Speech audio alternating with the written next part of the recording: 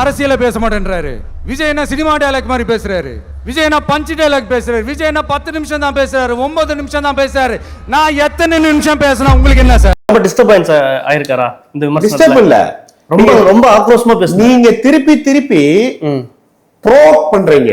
அந்த போட்டி டிவிக்கே டிஎம்கே போட்டியில இல்லாதவங்களை பத்தியோ போட்டிக்கே தொடர்பு இல்லாதவங்களை பத்தியோ பேச வேண்டிய அவசியமே இல்லை. திருப்பி திருப்பி அவர் என்ன சொன்னாலும் அதை திரிச்சிருவீங்க.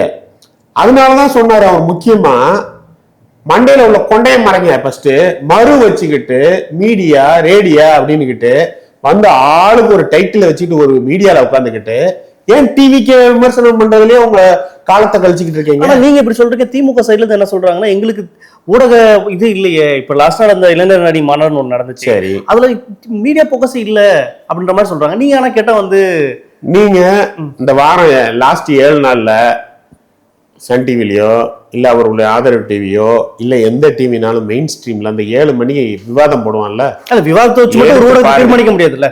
எடுத்து பாருங்க. விவாதத்தை வச்சு ஊடகத்தை தீர்மானிக்க நீங்க ஒரு உருட்டு விட்டாதீங்க.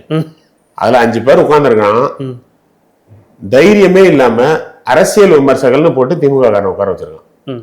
தைரியமே இல்லாம பத்திரிகையாளர்னு பேர் போட்டு திமுக காரன் உட்கார்ந்துருக்கான். நாங்க சொல்றது திமுக இல்ல வலதுசாரி ஆதரவுன்னு சொல்லி போட்டுக்கிறாங்க. வலதுசாரி செயற்பாடு எல்லாமே ஒண்ணுதானே. அதெல்லாம் விமர்சனம் பண்ணாம திமுக மட்டும் அரசியல். இந்த கேள்விக்கும் பதில் சொல்லியிருக்காரு.